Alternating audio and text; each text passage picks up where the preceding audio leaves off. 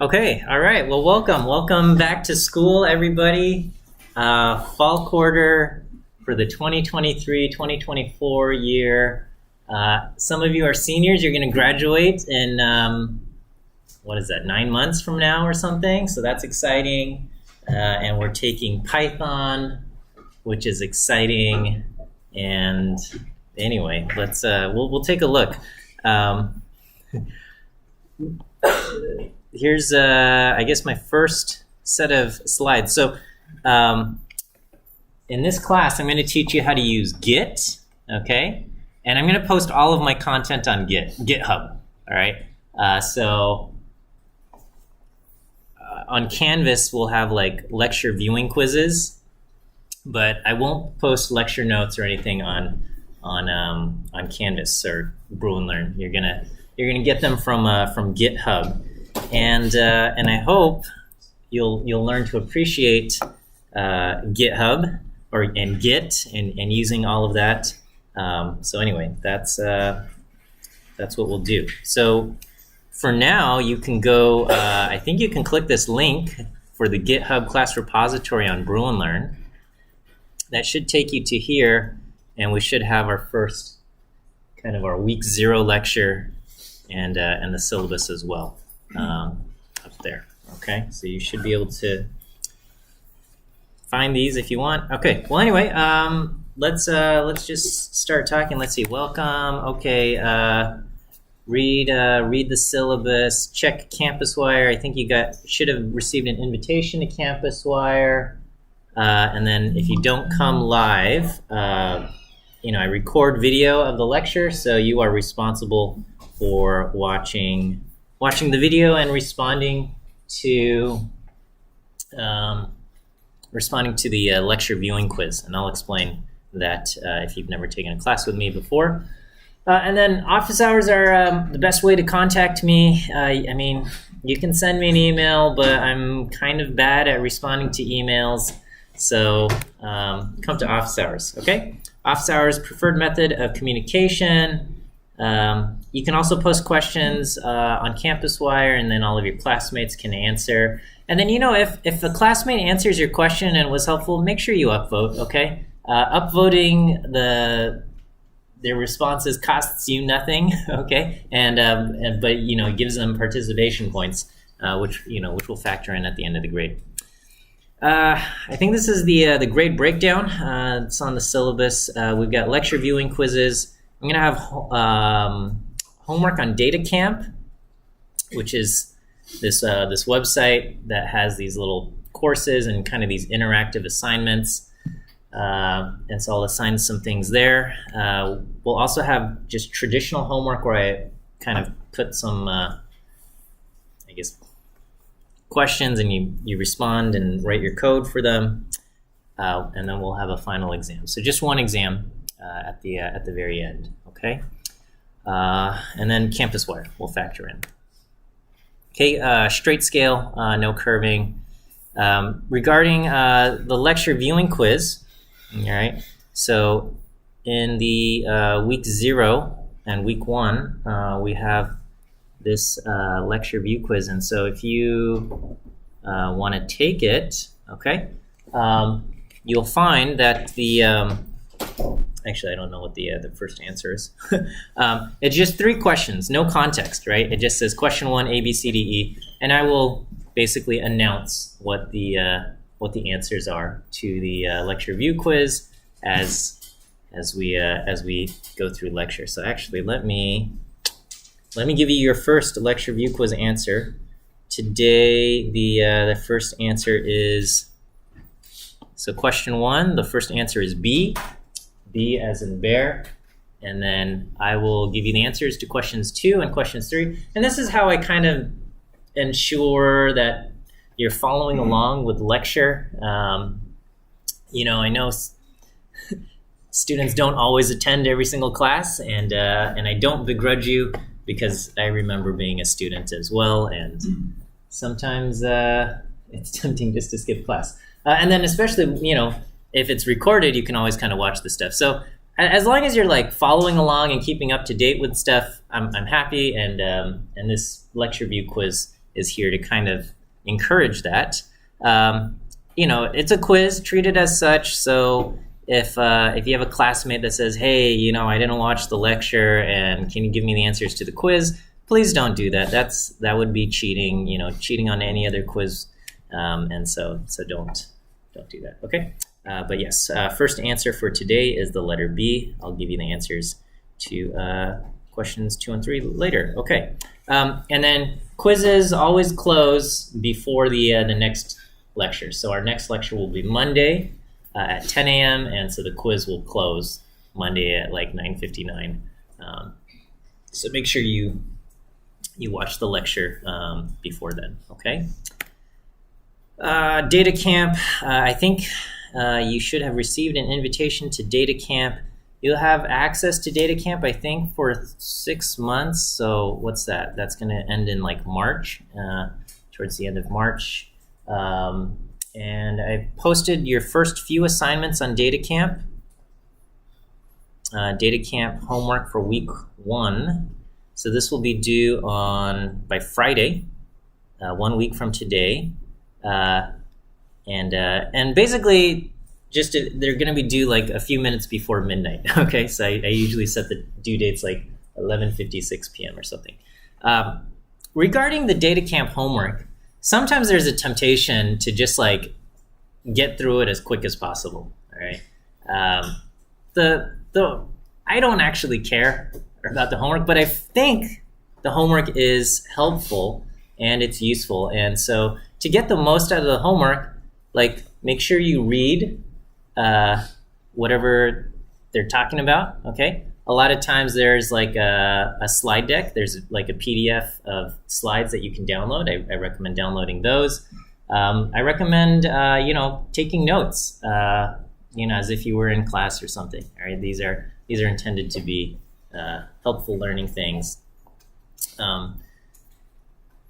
But I know that's not always the case because when I check like the progress on when students complete their assignments, sometimes it's like people just like blitz through them on October 6th starting at 9 p.m. They just, it happens, okay? But my recommendation would be, if you get 3 or 4 chapters throughout the week,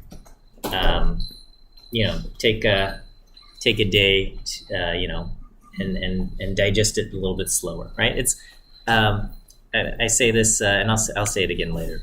My policy regarding, or just my thoughts and opinions on homework. Okay, regarding the homework assignments, generally the regular homework assignments, I'm going to post up a file, a Jupyter Notebook file, Jupyter Notebook. So if you've dealt with R Studio, you have like R Markdown or Posit, and it allows you to kind of mix code with text, and Jupyter Notebooks are something very similar. It allows you to kind of mix code and text.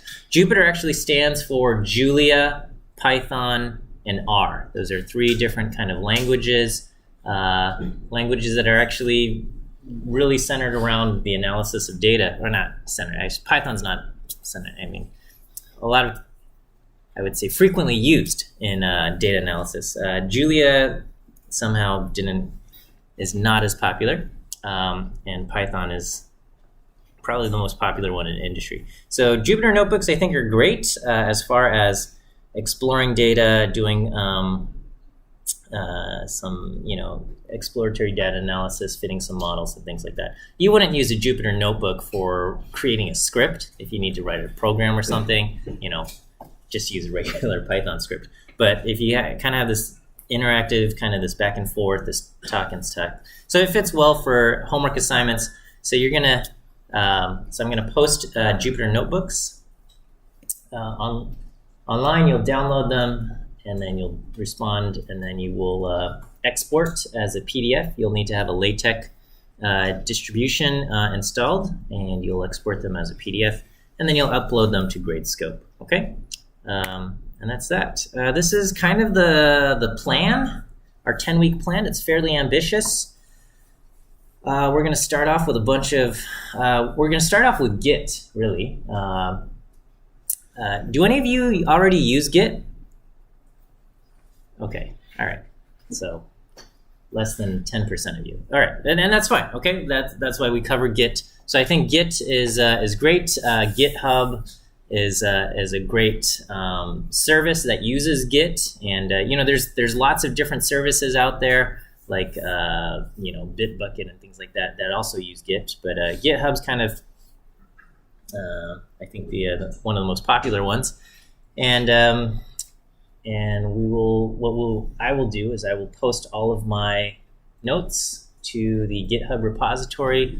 I will show you how to set up your own repository. You're going to fork my repository, and then you're going to kind of pull things from my repository that way.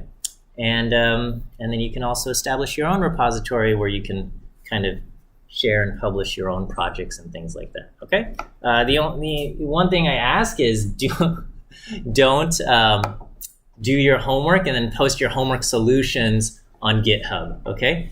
Because first of all, if you're trying to use GitHub, to kind of as a portfolio for, to finding employment, that's a popular thing that people do. But I will tell you, employers are not impressed if you say, I took a class and I did my homework. Okay, that is not impressive to anybody. And, they're impressed if you say, if you came up with a project on your own that wasn't prompted, that you kind of were the driving force behind, that could be impressive. But just saying, hey, I took a class and I did my homework, look at my homework that I did, that's not impressive to anybody, okay? So, and then obviously academic integrity issues with posting your homework online and stuff. So, but anyway, we'll cover Git and GitHub, we'll start there, and then we'll get into the basics of Python. And so there's the basics, the data types, the functions, object-oriented programming stuff in Python, and then after we establish kind of a base with Python, we'll get into data wrangling things. So that covers pandas, is an important package for interacting with data. Pandas is built off of NumPy, so we'll also cover NumPy. And then we'll get into just a little bit of data science-y stuff with like data visualization and fitting models. It feels a tiny, this being Stats 21, I think the only prerequisite was Stats 20. So you might not have ever taken like a machine learning course. Some of you have taken, say, 102B or 101C stats, and these cover like machine learning things.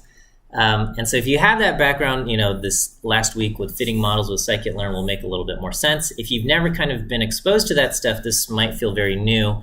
And this is not like a machine learning course. I'm not going to delve into like how all of these things work, but I'll just say like, all right, if you do want to fit k nearest neighbors, this is how you can go about doing it. Okay, a lot of stuff. Okay, so I do like to talk about academic integrity and plagiarism, and then also just my unsolicited advice about work-life balance. And if you've taken a class with me before, you've heard my spiel on this already, and so please just indulge me and forgive me for going over this again. And if you haven't, if this is your first class with me as a teacher, then I will present this to you.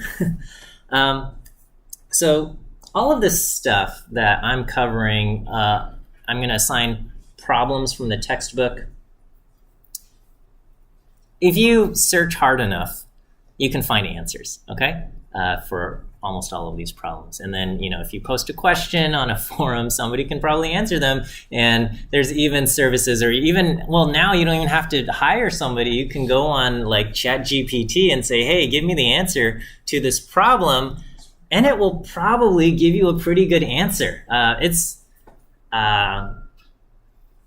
impressive, okay? And it's, I don't think, it's not like a secret that ChatGPT exists and people use it, right? And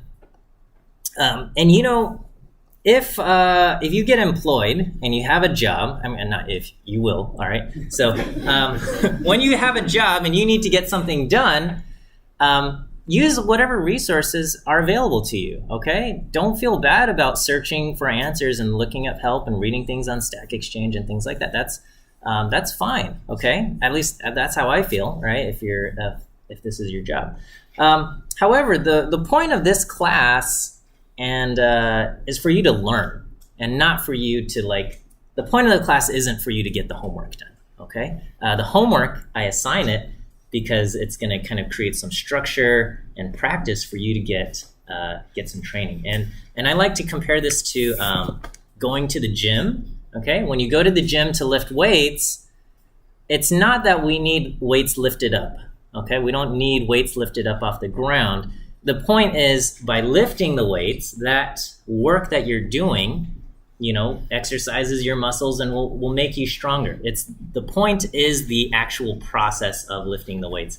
That process, not that the weights get lifted. Because and so I compare, cheating on your homework, asking for solutions, copying someone else's solutions, asking ChatGPT to do your homework for you. That would be like going to the gym, saying, "Oh man, these weights are heavy. Excuse me, can you lift these weights for me?" And then they lift the weights, and then you go, "Great, we had a great workout today. Let's go home." And obviously, that defeats the whole point, right? Why would you even bother going to the gym there, right? So, as you do the homework, if you get frustrated and you're like, "Man, this is hard, and I'm stuck," that's kind of the point.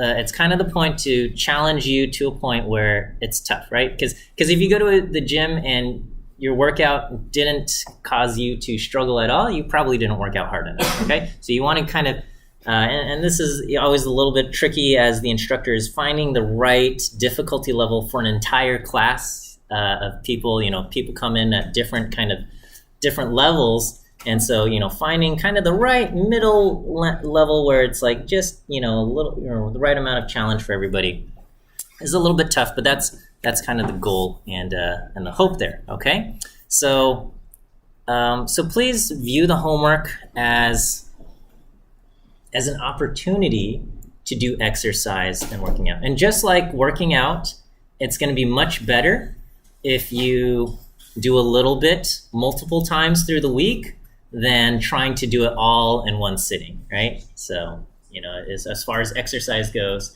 I think we know it's better to go to the gym, 5 times for 30 minutes or at a time versus, 1 time for 3 hours or something like that.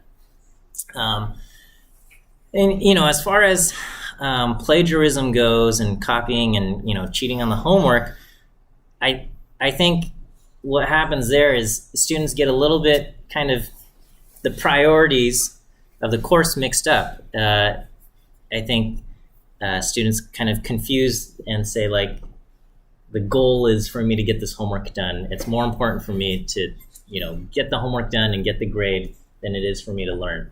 And I realize there's a little bit of a conflict here, because ultimately you do get a grade, and a lot of you care about your grades and stuff.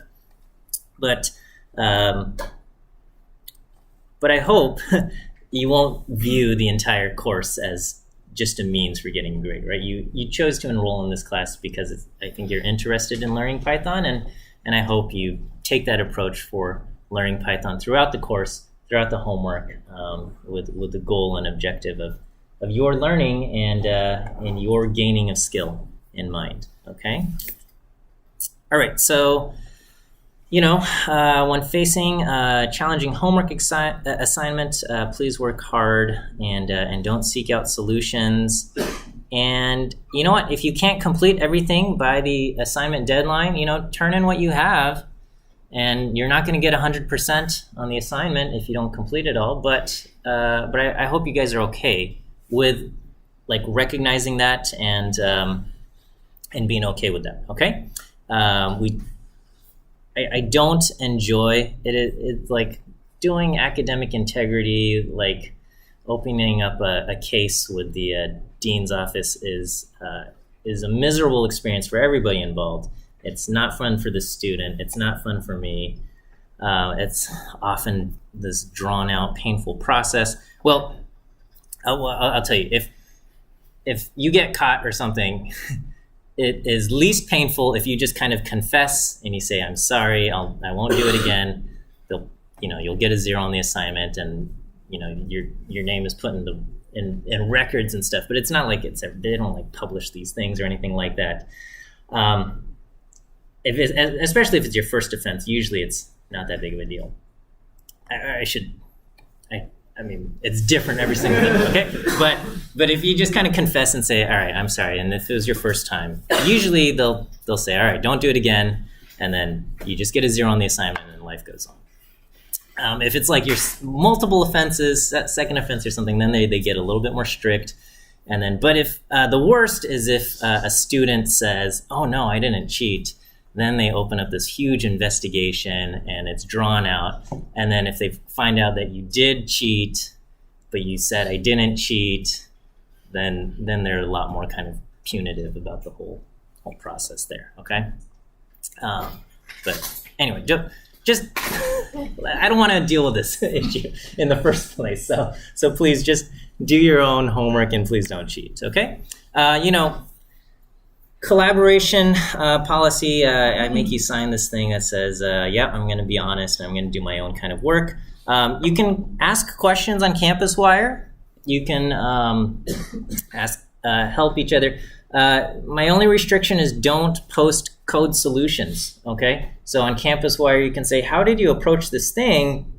And there's a lot you can describe as far as how to approach a problem without necessarily writing the code itself. Okay, so you can say, I used a loop. I used this kind of function. I wrote a helper function that performed this task without actually writing, like, this was the helper function I wrote, and here's the code here, okay? So there's a lot you can kind of assist and help each other with without sharing actual code, okay? As far as everything else that's not part of the homework, go ahead and write code. So if I, in some of my lecture notes, I'm going to be posting these notebooks. If you say, hey, I don't quite understand what's happening in this code chunk, and you're trying to understand what's going on in the lecture notes, go ahead and write and share that code, and you can discuss and dissect that. That's no problem, okay?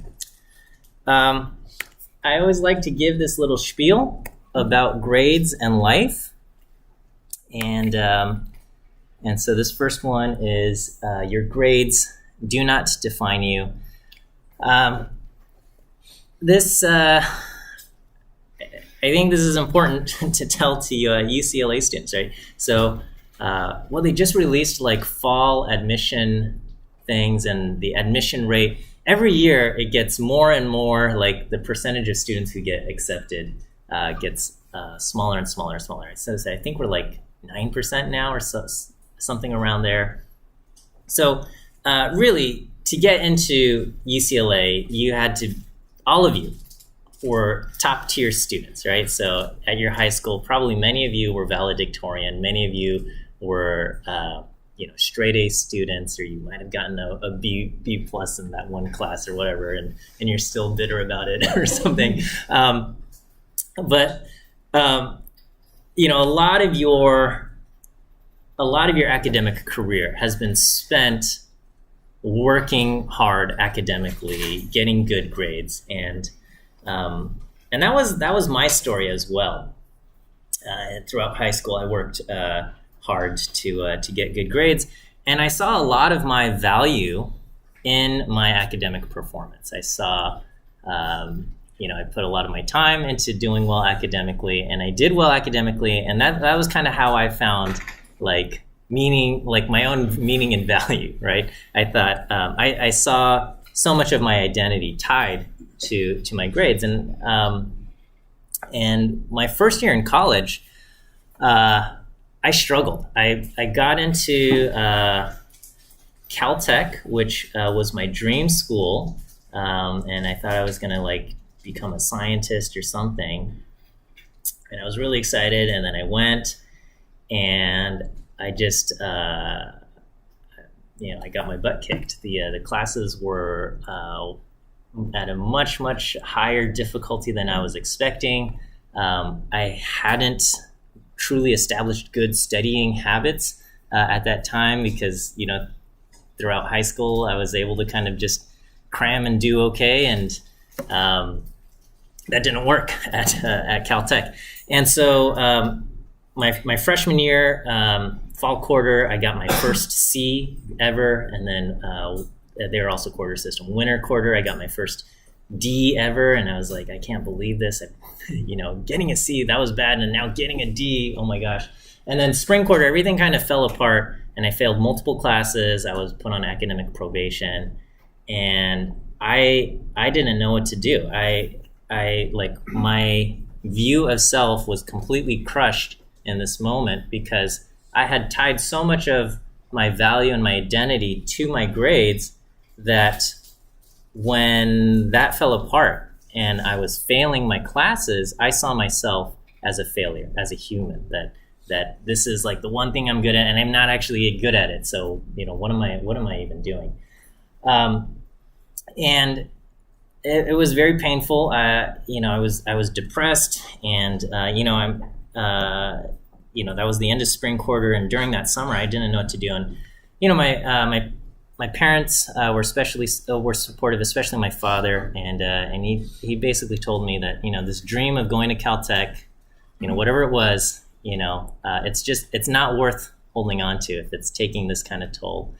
And so I ended up dropping out that summer. I told Caltech I'm not going to return that fall, and that was very sad and heartbreaking for me to have to kind of make that decision. I ended up transferring to a different school in Michigan, and I studied engineering over there, and I completed my degree.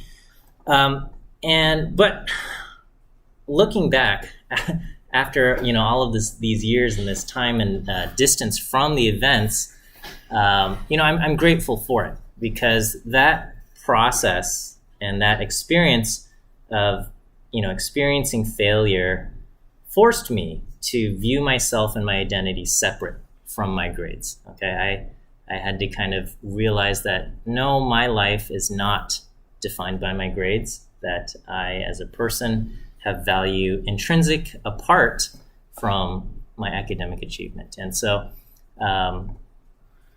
so I am grateful for that experience. I wish I just had that wisdom prior to going through that, because it truly was a painful time.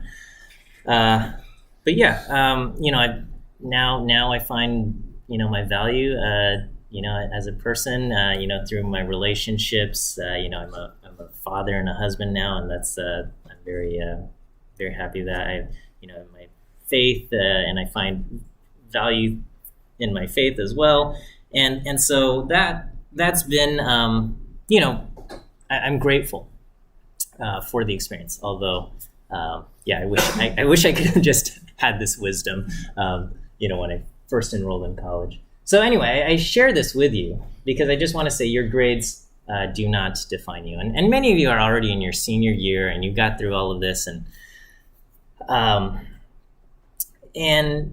as you move on, as you graduate and move on, there will still be a temptation to kind of see your own value tied to your achievement. So you might look at your kind of professional achievement, your salary and your title and things like that. And, your salary and your title do not define you either, okay? Don't view your success in life tied to, how you're doing at work or something, because things change and people, whatever, they're like, oh, earnings are down, we're going to lay off all these people. And, if you tie too much of yourself to, your view of self to your career, that could be, a devastating thing. So, I get it. It feels good to get good grades. Okay. I fully understand the satisfaction of looking at a report card, right? And just seeing that A right there. And you're like, man, that feels good. So I get it. And if you're applying to grad schools, certainly grades play a role into that. But again, it's not the end all be all. Getting a couple quote unquote bad grades is not the end of the story, right? So anyway, I wrote here, this is a little morbid. I said, no one on their deathbed looks back in life and says, "Oh man, I wish I got an A minus instead of a B plus." Right? Hopefully you don't have any regrets looking back on your life, but probably regrets are what might be centered around where you spent your time and having whether you spent enough time with the people you love. I think. Okay. Oh, before I forget, let me give you your second view quiz answer. So the second quiz answer today is the letter D. D as in dog. D as in dog. If you'll indulge me, I like to talk about work-life balance. I think this is applicable to students, but also for the rest of your life, unless you retire early, which some of you, that might be your goal and stuff. But I'd say, just broadly speaking, there are three main areas where you can kind of devote your time and energy, right? We got work, we have relationships, and we have self, okay? So work includes basically school, academic stuff, but also jobs, internships, things like that. Any other kind of professional obligations, or, maybe you're president of some club or something like that, and, this is like a professional thing. All of that I classify under work. Then you have relationships with family members, relationships with your friends. You might have a romantic partner, any other kind of social obligations. I guess clubs can also fit in that as well. And then finally yourself, taking care of your physical health, which means eating good food, getting enough sleep, doing exercise, things like that. Taking care of your mental health. So that includes sleep, but also, doing things that are entertaining, having fun. That's important, right? And if you are spiritual, religious, taking kind of care of your kind of spiritual health as well. And the bottom line is there's only 24 hours in a day, okay? And it's not possible to give 100% to everything, okay? We do the best we can. And how much, we can't put 100% of our life in work, or if we do, then we will be neglecting the other things. We will be neglecting our relationships and ourselves. And I write that work-life balance, okay? Work-life balance and kind of finding the satisfaction in life can be achieved by you making conscious decisions about what is important to you and then devoting your time and energies accordingly. In general, we hope, and most of these things, the more you put in, the more you're going to get out. And you can find satisfaction by accepting just the natural consequences of what happens when you don't make something a priority, okay? So if you don't make a certain thing a priority, that part of your life will not flourish as much, okay? And when you accept that, and you say, I am okay with this aspect of my life not being as rich as these other aspects of life, I think then you can find kind of satisfaction in your work-life balance, right? And so just a kind of this silly example, and maybe some of you have experienced this, right? Maybe you have a close group of friends, okay? And then one day you get involved with a romantic partner. And so now with this new romantic partner that you're excited about, you spend a lot of time and energy spending time with this romantic partner. And you spend less time with your original group of friends. And kind of the natural thing that happens there is you aren't going to be as close to your original friends, and you're going to get closer to your romantic partner. That's kind of the thing that should happen. And as you get not as close, you feel a little bit more distant from your friends, things might happen. Like they might not invite you out to a certain event or something, okay? And that might feel initially hostile, like, oh, they're trying to get revenge or something. But I don't think that's the case. I think that's just the natural thing that happens. When you're no longer as close to somebody, you're not going to be as involved in their life anymore, okay? And if you can kind of accept that, then I think you can kind of move on without too much kind of like bitterness or anger, right? So we have a choice about what is important to us. And when you accept kind of the natural consequences of what happens when you invest less time into something, I think you can have a lot of kind of gratitude and joy in life. Just when I got married and when I became a father, I said, I'm going to make sure I spend a lot of time with my family. And the consequence of that was I had a lot less time to spend with my friends. So like in my college days and as a young adult, I was very close with some of my friends, and they were in my like wedding party and things like that. And today, I probably spend, a couple of days hanging out with them a year. All right. We're just not as close as we used to be. There's no bitterness, there's no hard feelings, but just we're at a different stage of life, and we kind of understand that, and we don't spend as much time with each other. But I'm happy and I'm satisfied with what I have. I feel like things at home are great, and I'm grateful. So that could happen. Balancing things with work, something similar, right? And in the corporate world, there's you also have to kind of understand your particular, like when you work, your particular company might have a certain culture that might reward or not reward certain things, and that's something to be aware of. But just in general, the more you put into something, the more you're going to get out. And so if you imagine from the company's perspective, and they're going to say, who should we promote? And they have kind of two candidates. One candidate did everything they were asked of, and then when they were finished, they said, all right, I'm going home and spending time with my friends and family. Okay, and the other candidate did everything that was asked of them, and they also said, well, I don't have any life outside of work, so I'm going to spend even more time at work, and I also did this kind of thing and this kind of thing, and they did all kinds of stuff at the company. From the company's perspective, they're like, okay, well, this person did even more. This is the one that should be rewarded, right? But what you don't see, the flip side, is that this person whose life was entirely at work, missed out on, friends and family and that kind of things, right?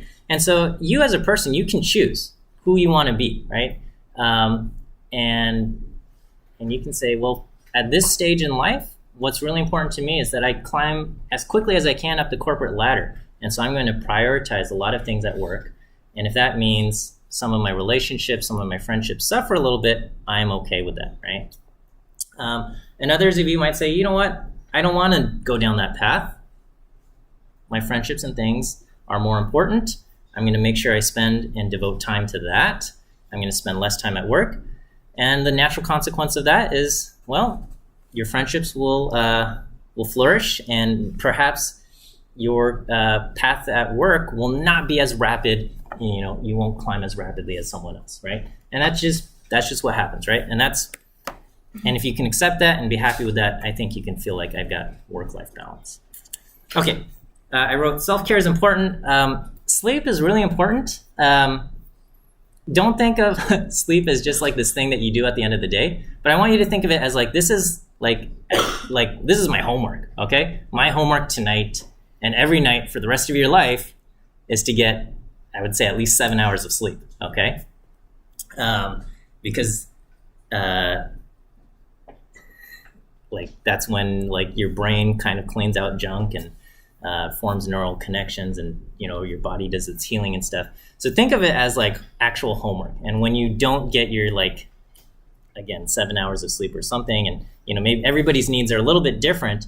If you're not getting that, it's kind of you're going to get a bad grade in this aspect of your life, okay? And you don't get it, but just imagine giving yourself a report card or something. So make sure you get enough sleep, okay? What did I write? Okay. And I want you to be okay with the idea of making decisions and choices that prioritize your physical and mental health. And so, when I say something like your physical and mental health is important, it's not just some platitude that I'm throwing out there. Okay. What I'm saying is sometimes the right decision to make in a moment is to say, I need to get sleep tonight. I need to like I had a rough day and I just need to take a break from doing work, okay? And sometimes that is the correct decision, and that might mean I'm not going to do my homework today, right? And what happens if you don't do your homework is you're not going to get 100% on your homework, right? You might turn it in late and you're going to get a late penalty or something like that, okay? And I want you to be okay and just recognize, like, in this moment, at this time, this is where I am in life. This is the right decision for me, okay? And I want you to be okay with that. It doesn't necessarily mean that, like, the rest of the world is going to pause and say, okay, well, we're going to wait for you to kind of catch up and everything like that, right? Things might move on without you. You might lose points and things like that. But I want you to be okay with just kind of accepting the natural consequences of taking a day off or taking time to kind of make sure that you are taking care of yourself. So that's what we mean, is when I say your physical and mental health is important. Sometimes the right decision is to prioritize your physical and mental health. Sometimes the natural consequences of that is, your academic or professional things might take a little hit because of that decision, but you should be okay with that, okay? I throw this also in here. Just beware of fruitless entertainment. So entertainment and having fun in life is really important. I am all for doing things that you enjoy. I like watching movies. I like watching TV. I like playing video games and going on hikes and all of these things. They are fun and they are an important aspect of life. Okay. The hope, though, is that when you participate in some kind of entertainment activity, it should make you feel better and excited for life. Okay, and you kind of have this fun and this entertainment, and you say, all right, I can handle work, I can handle all this other kind of stuff because I have fun here, right? There are certain activities, okay, that have the opposite effect, right? These are often things that we kind of can become addicted to. Like in the moment, they feel fun, but maybe they drain, they consume a little bit too much of our time and attention. And then when we step away from it, we don't feel any better about ourselves, right? I think we can imagine either certain apps that, actually, there's a lot of apps that are designed not to make you feel better, but they're just designed to keep you scrolling forever, right? These things have been designed. So a lot of kind of apps now have infinite scroll, or they just autoplay the next video without you even doing anything.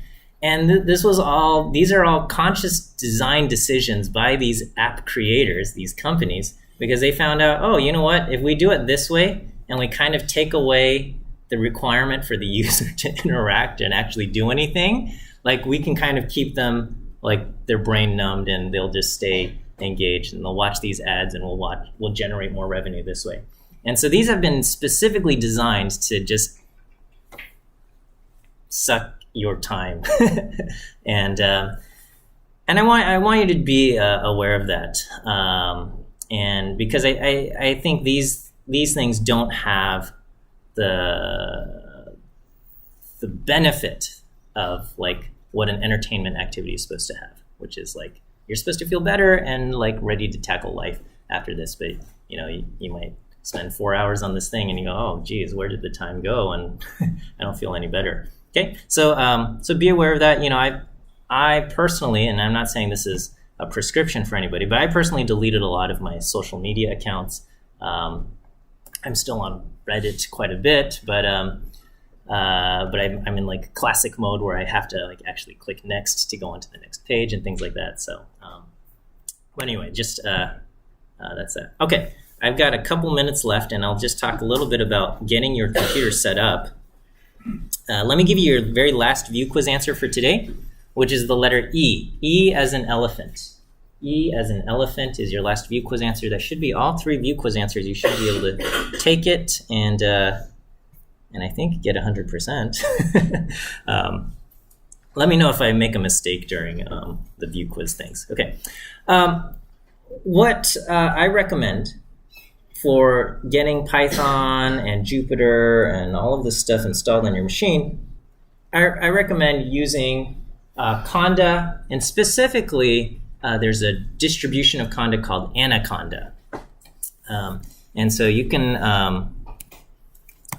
look up Anaconda, okay? And now the number one hit is downloading Anaconda and no longer a music video or whatever, okay? And so anyway, you download this thing and I think it should,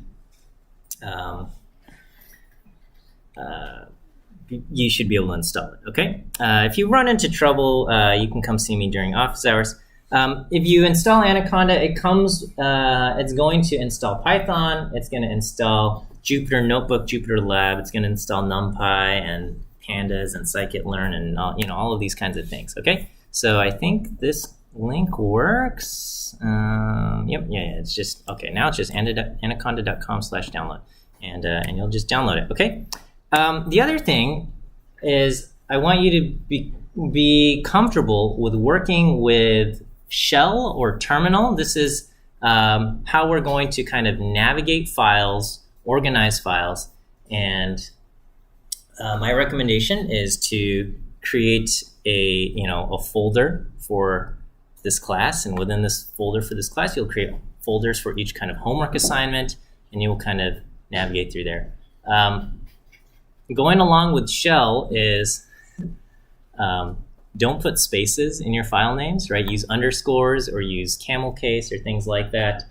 Probably on your computer and desktop, you might already have a whole bunch of folders with spaces and stuff in them. But once you kind of get used to like working in terminal and things like that, you realize, okay, you know what?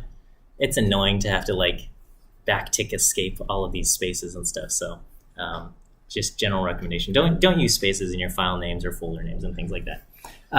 If you're on Mac OS, the kind of quickest way to open terminal is to hit Command Space, and then you start typing terminal, and then the very first thing that will pop up will be terminal, and you can open that. You can also kind of, you can navigate through applications to open up a terminal thing. I think as you navigate in Finder, you can right-click and open up terminal as well, okay? So yeah, there's Launchpad on the dock, and you can click Other and Terminal and stuff like that. And I just also recommend just adding terminal to the dock on macOS, okay? On Windows, I think in Windows 11, they defaulted to the default thing to be PowerShell, which is great, which is much better than the old CMD thing. But you'll want to, after you have Anaconda installed, you will want to open up Anaconda PowerShell prompt. Under Anaconda, the Anaconda PowerShell prompt basically adds a few things to the path variable so that it will find certain aspects, okay? So that should work. Anytime you need help regarding command line stuff, you can type in help command name or command name -- help for whatever it is. And anyway, your home directory is always at tilde. CD to change directory. There's some stuff here that you can kind of flip through. Your first week, I've assigned an assignment out of DataCamp that interacts with shell, and if you want a little bit more practice, you can do more chapters regarding shell on DataCamp as well. Okay, we're looking to a great quarter. We will see you guys next week. Have a great weekend.